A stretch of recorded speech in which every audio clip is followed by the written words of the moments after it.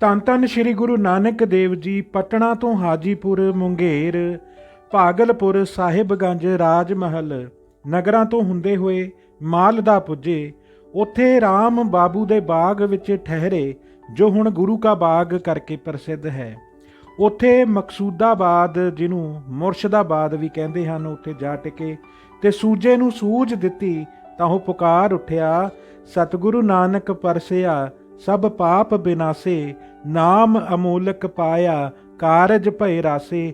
ਆਗਮ ਨਿਗਮ ਜਿਸ ਗਾਮ ਦੇ, ਸੋ ਸਤਿਗੁਰ ਏਹਾ, ਜਿਨ ਕੀ ਕਿਰਪਾ ਤੇ ਭਇਓ ਮੈਂ ਮੁਕਤ ਸੰਦੇਹਾ।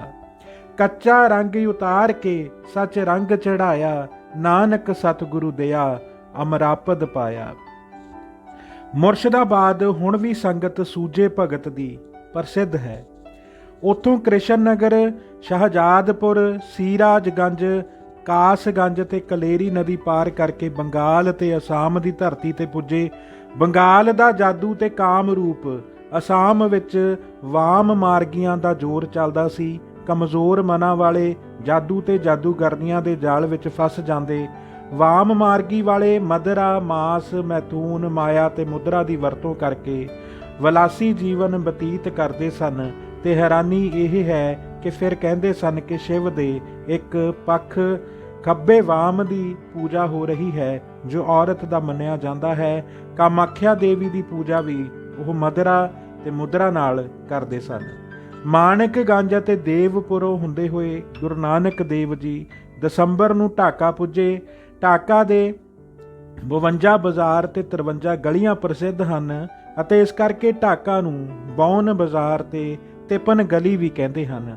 ਢਾਕਾ ਪ੍ਰਵੇਸ਼ ਵੇਲੇ ਗੁਰੂ ਨਾਨਕ ਜੀ ਮਨ ਕੁੰਚਰ ਕਾਇਆ ਉਦਿਆਨੈ, ਗੁਰੂ ਅੰਕਸ ਸੱਚ ਸ਼ਬਦ ਨਿਸ਼ਾਨੈ ਦਾ ਸ਼ਬਦ ਗਾ ਰਹੇ ਸਨ। ਸ਼ਬਦ ਦੀ ਚੋਟ ਕੋਈ ਵੀ ਸਹਾਰ ਨਾ ਸਕਿਆ ਤੇ ਸਾਰੇ ਗੁਰੂ ਜੀ ਦੀ ਸ਼ਰਨ ਆਏ। ਸ਼ਰਨ ਆਇਆਂ ਵਿੱਚ ਕਮਾਲਨਾਥ, ਰੇਵਾਦਾਸ, ਚੰਦਰਨਾਥ, ਨਰੈਣ ਦਾਸ, ਸ਼ੇਖ ਅਹਿਮਦ, ਨੱਥੇ ਸ਼ਾਹ ਲੂਣੀਆਂ ਸਿੱਧ ਪ੍ਰਸਿੱਧ ਹਨ। ਢਾਕਾ ਵਿੱਚ 12 ਸੰਗਤਾਂ ਬਣੀਆਂ। ਇਹਨਾਂ ਸੰਗਤਾਂ ਦਾ ਇੰਨਾ ਪਸਾਰਾ ਸੀ ਕਿ ਅੱਜ ਦੀ ਢਾਕਾ ਯੂਨੀਵਰਸਿਟੀ ਅਤੇ ਹੋਰ ਸਥਾਨ ਮਹੰਤਾਂ ਕੋਲੋਂ ਜ਼ਮੀਨ ਖਰੀਦ ਕੇ ਹੀ ਬਣੇ। ਭੈਰੋ, ਕਾਮਖਿਆ ਤੇ ਕਬਰ ਦੀ ਪੂਜਾ ਹਟਾ ਕੇ ਪਰਮੇਸ਼ਰ ਦੀ ਭਗਤੀ ਵਿੱਚ ਜੋੜਿਆ।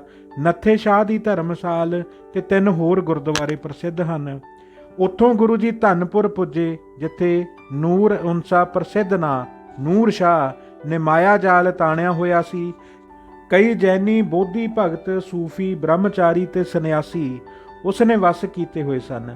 ਪੁਰਾਤਨ ਜਨਮ ਸਾਖੀ ਵਿੱਚ ਇਹ ਘਟਨਾ ਇਸ ਤਰ੍ਹਾਂ ਲਿਖੀ ਹੈ ਕਿ ਮਰਦਾਨਾ ਜੀ ਦੇ ਗੁੱਟ ਤੇ ਉਸਨੇ ਧਾਗਾ ਬੰਨਿਆ ਅਤੇ ਧਾਗਾ ਬੰਨ ਕਰ ਮੇਡਾ ਕਰ ਬਹਾ ਲਿਆ। ਅਸਲ ਵਿੱਚ ਮਰਦਾਨਾ ਜੀ ਛਾਲੇ ਢਾ ਗਏ ਸਨ।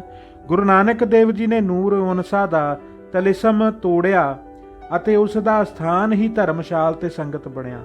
ਸਭ ਕਹਿ ਉੱਠੀਆਂ, ਇਹ ਗੁਰੂ ਨਾਨਕ ਕੋਈ ਮਾਣੂ ਨਹੀਂ, ਇਹ ਜੋ ਕੋਈ ਪੁਰਖ ਹੈ ਸੋ ਪਰਮੇਸ਼ਰ ਹੈ, ਜਿਸ ਨੂੰ ਸਾਡਾ ਮੰਤਰ ਨਹੀਂ ਚੱਲਦਾ। ਇਹ ਸਭ ਪੈਰੀ ਪਈਆਂ। ਨੂਰ ਉਨਸਾ ਇੰਨੀ ਸੁਧਰੀ ਕਿ ਹੱਥੀ ਮਜ਼ਦੂਰੀ ਕਰਕੇ ਜੋ ਕਮਾਈ ਹੋਈ ਉਸ ਦੇ ਚਾਵਲ ਖਰੀਦ ਕੇ ਖਿਚੜੀ ਬਣਾ ਕੇ ਗੁਰੂ ਜੀ ਨੂੰ ਛਕਾਈ। ਮਹਾਰਾਜ ਨੇ ਅਸੀਸ ਦਿੱਤੀ ਅਤੇ ਫਰਮਾਇਆ, ਸੰਤਨ ਕੀ ਸੇਵਾ ਸਦ ਕੀਜੈ, ਤਜੈ ਬਹਰ ਅਸ ਕਾਮਾ।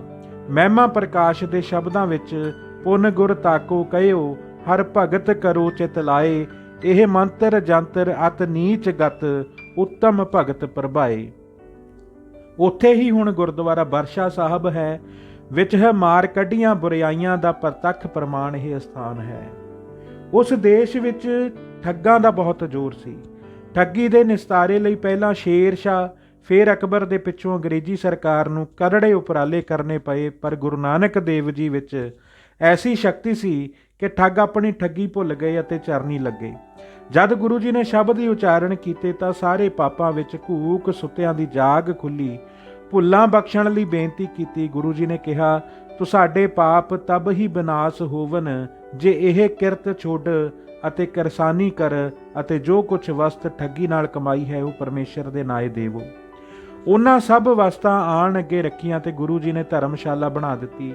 ਸੂਰਜ ਪ੍ਰਕਾਸ਼ ਦੇ ਸ਼ਬਦਾਂ ਵਿੱਚ ਮਾਨੇ ਬਚਨ ਗੁਰੂ ਕੇ ਸਭ ਹੀ, ਦਰਬ ਲੁਟਾਏ ਦੀਨ ਤਿਨ ਤਬ ਹੀ, ਖੇਤੀ ਕਰਨ ਲਗਿਓ ਸਭ ਗਾਮਾ, ਪੁਰਬ ਕੋ ਤਜ ਦਇਓ ਕੋ ਕਾਮਾ, ਧਰਮਸਾਲ ਮਿਲ ਸਕਲ ਸਵਾਰੀ, ਭਾਉ ਭਗਤ ਕੇ ਭੇ ਅਧਿਕਾਰੀ।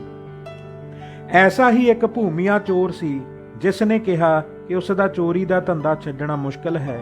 ਤਾਂ ਗੁਰੂ ਜੀ ਨੇ ਕਿਹਾ, ਜੇ ਧੰਦਾ ਨਹੀਂ ਛੁੱਟਦਾ ਤਾਂ ਘੱਟ ਤੋਂ ਘੱਟ 3 ਗੱਲਾਂ ਜ਼ਰੂਰ ਧਾਰਨ ਕਰ। ਇੱਕ, ਸੱਚ ਬੋਲਿਆ ਕਰ।